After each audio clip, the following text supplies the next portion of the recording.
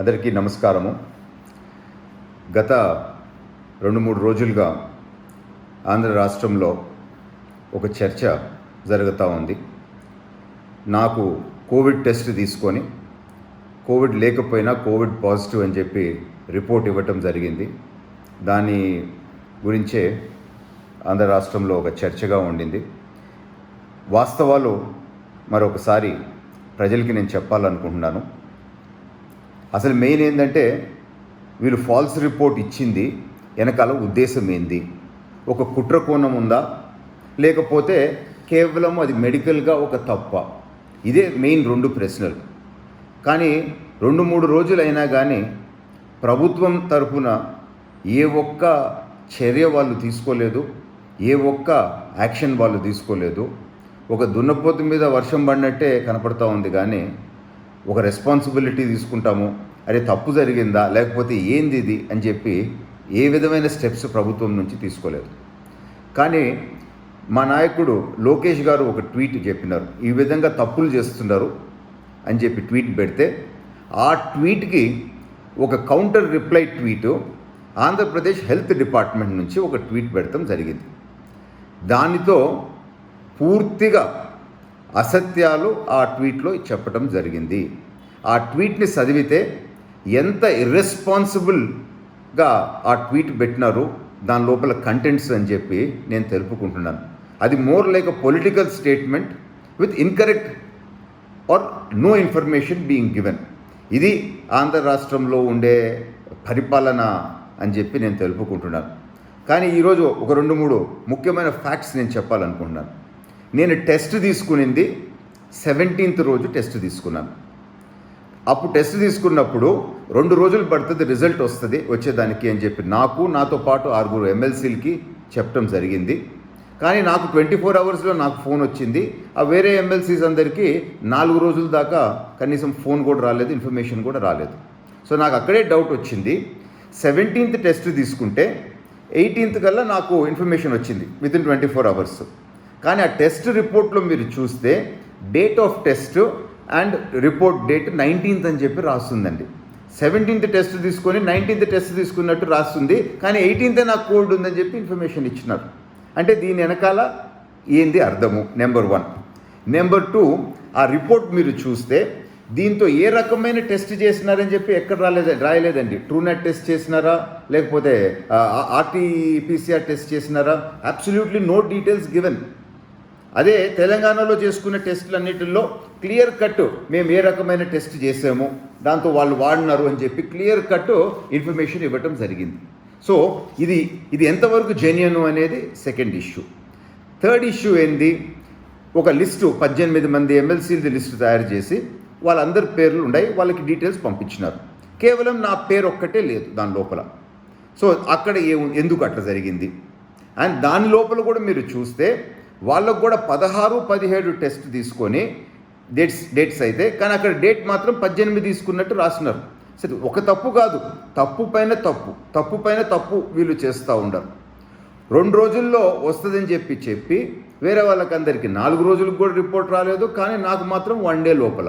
So ఇవి clear cut అక్కడ జరిగిన discrepancies as far as test is concern. And రెండోది, దాంతో ఏదో లాజిక్ చెప్పినారు వాళ్ళు. నిజంగా ఉండే వాళ్ళకి ఒక రిపోర్ట్ రావటం వేరు, ఫాల్స్గా పాజిటివ్, ఫాల్స్గా నెగిటివ్ అనేది వచ్చేదానికి నేను డాక్టర్స్తో అండ్ ఈ టెస్టుల గురించి తెలిసిన వాళ్ళతో మాట్లాడితే సెన్సిటివిటీ 67%, స్పెసిఫిసిటీ 95% అని చెప్పినారండి. అంటే దాని అర్థం ఏంటంటే నీకు లేకపోతే ఉంది అని చెప్పటం అనే పర్సంటేజ్ చాలా తక్కువ. ఉన్నోళ్ళకి మిస్ కావటం ఛాన్సెస్ ఆర్ 95%. సో అక్కడ కూడా ఫిగర్స్ కన్ఫ్యూజ్ చేయాలని చెప్పి చూస్తున్నారు. లేనోళ్ళకి ఉన్నట్టు చూపించడం అనేది the chances of error or very very less అండి. కానీ అదే ఉన్నోళ్ళకి మిస్ అయ్యేదానికి ఛాన్సెస్ ఉన్నాయి. సో అది కూడా వీళ్ళు కన్ఫ్యూజ్ చేయాలా అని చెప్పి ఈరోజు హెల్త్ డిపార్ట్మెంట్ వాళ్ళు ప్రయత్నిస్తున్నారు అని అంటే, ఫస్ట్ ఆఫ్ ఆల్ వీళ్ళ మీద యాక్షన్ తీసుకోవాలా అని చెప్పి నేను తెలుపుకుంటున్నాను. తర్వాత ఇంకొక చిన్న స్టేట్మెంట్ పెట్టారు, వైరస్ ఒక రోజు తగ్గిపోయి ఉంటుంది నేను నెక్స్ట్ చేయించుకునే తలకి అని. వీళ్ళకి నేను ఇచ్చిన టెస్ట్ 17th ఇచ్చినానండి. హైదరాబాద్లో సెకండ్ టెస్ట్ 18వ తారీఖు, ఇంకొక టెస్ట్ ఎగ్జాక్ట్గా పొద్దున్నే నెక్స్ట్ 19th మార్నింగ్. అంటే 24 అవర్స్ లోపల టెస్ట్లు అయినాయి. నెక్స్ట్ రెండు టెస్ట్ 24 and 30 hours లోపల. అంటే ఒక్క రోజు లోపల వైరస్ పోద్దా అండి? నేను ఎక్కడ ఇంటి నుంచి బయటకు పోలేదు. నేను స్ట్రిక్ట్ క్వారంటైన్లో ఉండాను. అంటే 16వ తేదీ నేను అసెంబ్లీకి వస్తే 16 నాకు కోవిడ్ వస్తే 17th కల్లా వీళ్ళకి తెలిసి 1 డేలో కోవిడ్ వచ్చేసింది. వీళ్ళు చెప్పేదాని లెక్క ప్రకారం. అండ్ మళ్ళీ 18th కల్లా మళ్ళీ కోవిడ్ పోయింది. అంటే ఒక రోజులో కోవిడ్ వస్తుంది, ఒక రోజులో కోవిడ్ పోద్ది అని చెప్పి వీళ్ళకి కనీసం ఇంకిత జ్ఞానం అన్నా ఉండాలి కదా అట్లాంటి మాటలు అట్లాంటి స్టేట్మెంట్లు చేసేదానికి. 14 రోజులు మనం క్వారంటైన్లో ఉండాలని దేనికి అంటున్నారు అంటే ఈ వైరస్కి ఒక టైం పడుతుందండి. ఒక 14 రోజులు టోటల్ ఒక సైకిల్ పడుతుంది. సో నీకు ఒక రోజులో కోవిడ్ వస్తుంది, ఒక రోజులో కోవిడ్ పోద్ది. వాళ్ళు అంత ఇర్రెస్పాన్సిబుల్ స్టేట్మెంట్స్ వీళ్ళు ఇచ్చినారు అని అంటే దీస్ ఫెలోస్ ఆ స్టేట్మెంట్ ఇచ్చి ఆ రిపోర్ట్ రాసిన ఫస్ట్ అసలు ఉద్యోగం నుంచి తీసేసేయాలి. They are unfit to be in health department అని చెప్పి నేను తెలుపుకుంటున్నాను. నేను ఇంకొకటి చివరిగా చెప్పి ముగిస్తానండి. క్వారంటైన్లో మనం 14 days ఎందుకు పెడుతున్నాము? ఎందుకంటే ఈ వైరస్ అనేది అంత టైం పడుతుంది. ఇమ్మీడియట్గా ఒకరోజు వచ్చి ఒకరోజు పోయేది కాదు. కానీ ఏ విధమైన క్లారిఫికేషన్స్ ఈ జరిగిన తప్పులన్నీ నేను ఇంతకుముందు పాయింట్అవుట్ చేస్తే ఈ 4 తప్పుల గురించి ఏ ఒక్క వివరణ కూడా వీళ్ళు ఇవ్వటం జరగలేదు. ఈ కుట్ర కోణంలో ప్రభుత్వము మౌనం వహిస్తూ ఉంది. వాళ్ళు ఏమీ మాట్లాడుతులేదు. అంటే హెల్త్ రిలేటెడ్ ప్రజల ఆరోగ్యము ఈరోజు ఇట్లాంటి తప్పు టెస్టులు చేసి మొన్న హైకోర్టు రిజిస్ట్రార్ కూడా చనిపోయినారు. ఇదే విధంగా ఏమి అవకతవకలు జరుగుతున్నాయని మేము ఆందోళనగా ఒక సైడ్ ఉంటే హెల్త్ గురించి ఏం మాట్లాడరు. ఈ తప్పు టెస్ట్ వెనకాల ఉండే కుట్ర గురించి మీరు ఏం మాట్లాడరు. కానీ ఏదో జనరలైజ్ స్టేట్మెంట్స్ ఇస్తారు. ఏ పరిస్థితిలో పాలన ఆంధ్ర రాష్ట్రంలో ఉందో దీన్ని బట్టే మనకు అర్థమవుతూ ఉంది. నేను ఒకటి గట్టిగా ఇప్పటికి మరొకసారి నేను డిమాండ్ చేస్తూ ఉండను. మీకు చివరి అవకాశం, ఒక ఎంక్వైరీ అయ్యింది ఆన్ 2 aspects. ఒకటి, ఎందుకు ఇటువంటి ఫాల్స్ స్టేట్మెంట్స్ ఎందుకు తయారు చేశారు, దీని వెనకాల కుట్ర ఏమి దాగుంది.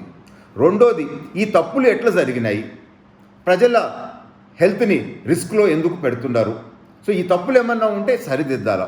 ఈ రెండింటి మీద ప్రభుత్వము చిత్తశుద్ధితో ఇమ్మీడియట్గా యాక్షన్ తీసుకోవాలా అని చెప్పి నేను కోరుతున్నాను. మీరు యాక్షన్ తీసుకోకపోతే నేను మళ్ళీ ఒక 1 week వెయిట్ చేసి ఇంకా నాకు వేరే ఛాన్స్ ఉండదు కనుక ఖచ్చితంగా నేను లీగల్గా కూడా ప్రొసీడ్ అవుతాను అని చెప్పి తెలుపుకుంటూ, ఇప్పటికన్నా ఈ మొద్దు నిద్ర నుంచి ఈ ప్రభుత్వంలో ఉండే వాళ్ళు నిద్ర లేయాలా, వాస్తవాలు ప్రజల ముందు పెట్టాలా అని చెప్పి నేను డిమాండ్ చేస్తున్నాను. Thank you.